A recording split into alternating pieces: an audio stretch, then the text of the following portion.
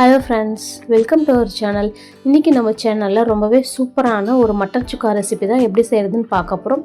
இந்த மட்டன் சுக்கா ரொம்ப ட்ரையாக இல்லாமல் கொஞ்சம் கிரேவி டைப்பில் சாப்பிட்றதுக்கு ரொம்பவே ஜூஸியாக எப்படி செய்கிறதுன்னு இன்றைக்கி பார்க்கலாம் வாங்க. மட்டன் சுக்கா பண்ணுறதுக்கு நான் இன்றைக்கி ஒரு 300 கிராம் அளவுக்கு போன்லெஸ் மட்டன் பீசஸை குட்டி குட்டி பீஸாக கட் பண்ணி எடுத்திருக்கேன்.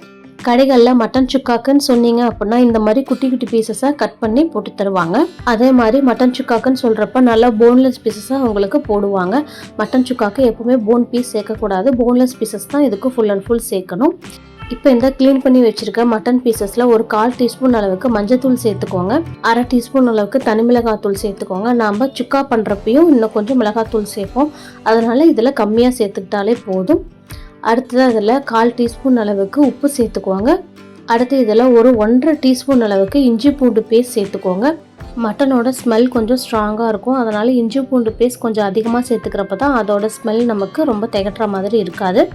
இப்போ இதில் கறி மூழ்கிற அளவுக்கு மட்டும் தண்ணி சேர்த்துக்கோங்க. ரொம்ப அதிகமாக தண்ணி சேர்த்துட்டா விசில் விடுறப்ப தண்ணி எல்லாமே பொங்கி வெளியில் ஊற்றிடும். அதனால் கொஞ்சமாக கறி மூழ்கிற அளவுக்கு ஒரு டம்ளர் அளவுக்கு மட்டும் தண்ணி சேர்த்துக்கிட்டா போதும். இப்போ இது எல்லாத்தையும் நல்லா ஒரு டைம் கலந்து விட்டுட்டு மூடி போட்டு ஒரு 4லிருந்து 5 விசில் வரைக்கும் விட்டு எடுத்துக்கலாம். பாருங்கள், நான் இன்றைக்கி ஒரு 5 விசில் விட்டதுக்கப்புறமா எப்படி இருக்குன்னு ஓப்பன் பண்ணி காட்டுறேன். ஸ்டீமு நல்லா போக விட்டுட்டு அதுக்கப்புறமா ஓப்பன் பண்ணுங்கள். பாருங்கள், நம்ம எண்ணெய் எதுவுமே இதில் சேர்த்துக்கல, இருந்தாலும் மட்டனோட கொழுப்புலேருந்து எண்ணெய் தனியாக நல்லா பிரிஞ்சு வந்திருக்கு லைட்டாக. இப்போ இது எல்லாத்தையும் ஒரு டைம் நல்லா மிக்ஸ் பண்ணி விட்டுட்டு ஒரு பீஸ் மட்டும் நீங்கள் எடுத்து ப்ரெஸ் பண்ணி பார்த்தீங்கன்னா தெரியும் நல்லா வெந்திருக்கா இல்லையான்ட்டு.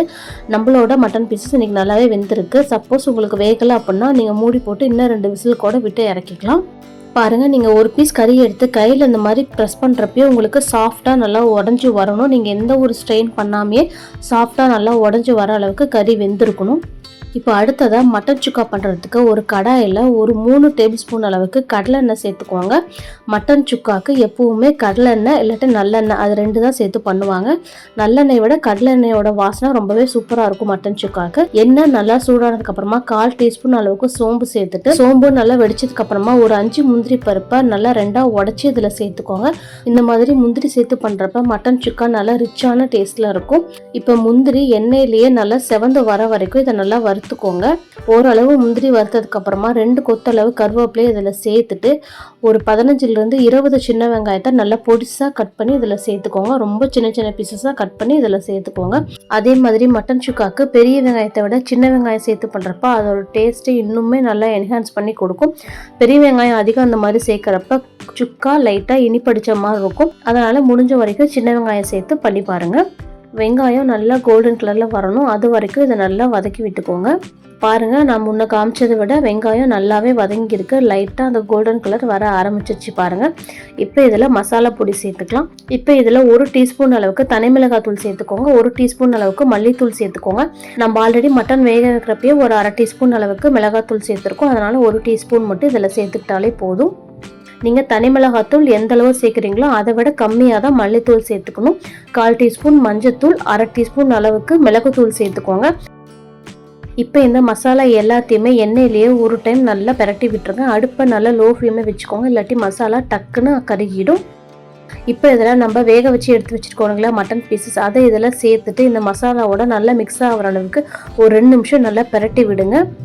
நல்லா இந்த மாதிரி ஒரு 2 நிமிஷம் பிரட்டி விட்டதுக்கப்புறமா நம்ம மட்டன் வேக வச்ச தண்ணியையும் இதில் சேர்த்துக்கலாம். இந்த தண்ணியை கண்டிப்பாக சேர்த்துக்கணும், அப்போ தான் நல்லா உங்களுக்கு கிரேவி கன்சிஸ்டன்சியில் வரும்.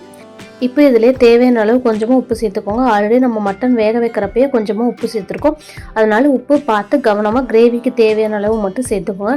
இப்போ இது எல்லாத்தையும் நல்லா ஒரு டைம் மிக்ஸ் பண்ணி விட்டுட்டு உப்பு செக் பண்ணிக்கோங்க. உப்பு லைட்டாக கரிக்கிற மாதிரி இருக்கணும், அப்போ தான் உங்களுக்கு கிரேவி நல்லா சுண்டி வரப்போ நல்ல உப்பு தூக்கலாக சூப்பராக இருக்கும் சுக்கா சாப்பிட்றதுக்கு.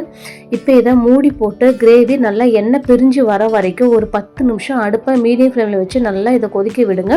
அப்போ தான் நம்ம சேர்த்துருக்க மிளகாத்தூளோட பச்சை வாசனை எல்லாமே போகும். இப்போ பாருங்கள், 10 நிமிஷத்துக்கு அப்புறமா கிரேவி நல்லாவே சுண்டி வந்திருக்கு. எண்ணெயெல்லாம் நல்லா மேலே பிரிஞ்சு வர ஆரம்பிச்சிருக்கு பாருங்கள். உங்களுக்கு இன்னுமே ட்ரையாக வேணும் அப்படின்னா நீங்கள் இன்னுமே கூட நல்லா சுண்ட வச்சுக்கலாம். நான் இன்றைக்கி கொஞ்சம் கிரேவி கன்சிஸ்டன்சியில் வச்சுருக்கனால இதுக்கு மேலே சுண்ட வச்சுக்கலாம். இந்த மாதிரி கன்சிஸ்டன்சியில் இட்லி தோசைக்கெல்லாம் கரெக்டாக இருக்கும். அவ்வளோதாங்க, நம்மளோட இந்த மட்டன் சுக்கா ரொம்பவே சூப்பராக ரெடி ஆயிடுச்சு. கடைசியாக இறக்கிறதுக்கு முன்னாடி ஒரு கை அளவுக்கு புதினா கொத்தமல்லியை ஈக்குவல் ரேஷியோவில் எடுத்து நல்லா பொடிசாக கட் பண்ணி இதில் சேர்த்துக்கோங்க. கண்டிப்பாக இதில் இதில் புதினாவும் சேர்த்துக்கணும். அப்போ தான் அந்த மட்டன் சுக்காவோட ரியல் டேஸ்ட் வரும். புதினா ஸ்கிப் பண்ணாமல் இதில் கண்டிப்பாக சேர்த்துக்கோங்க. கடைசியாக இதில் அதே மாதிரி ஒரு 1/4 டீஸ்பூன் அளவுக்கு கரம் மசாலா சேர்த்துக்கோங்க. நம்ம சேனல்லே கரம் மசாலா ரெசிபி எப்படி செய்கிறதுன்னு போட்டிருக்கோம். இது வேறு ஒன்றும் இல்லைங்க, பட்டை, கிராம்பு, ஏலக்காய் 3மே ஈக்குவல் ரேஷியோவில் எடுத்து நல்லா வறுத்து பொடி பண்ணுறது தான் இந்த கரம் மசாலா. இப்போ இது எல்லாத்தையும் சேர்த்துட்டு நல்லா ஒரு டைம் மிக்ஸ் பண்ணி விட்டுருங்க. இதுக்கு மேலே இது கொதிக்க தேவையில்லை. நம்மளோட இந்த மட்டன் சுக்கா சாப்பிட்றதுக்கு அப்படி ஒரு டேஸ்ட்டில் இருக்கும்.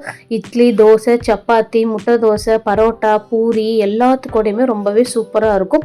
இந்த மட்டன் சுக்காவை உங்கள் வீட்லேயும் ட்ரை பண்ணி பார்த்துட்டு எப்படி வந்துச்சுன்னு எனக்கு கமெண்ட்ஸில் சொல்லுங்கள். நம்ம சேனல்லே நிறைய மட்டன் ரெசிபிஸ், சிக்கன் ரெசிபிஸ் எல்லாமே போட்டிருக்கோம். அதோட லிங்க்கு டிஸ்கிரிப்ஷனில் தரேன். கண்டிப்பாக அதையே செக் பண்ணி பாருங்கள். நம்ம சேனல் உங்களுக்கு பிடிச்சிருந்தா மறக்காமல் லைக் பண்ணுங்கள், ஷேர் பண்ணுங்கள், சப்ஸ்கிரைப் பண்ணுங்கள். தேங்க்யூ.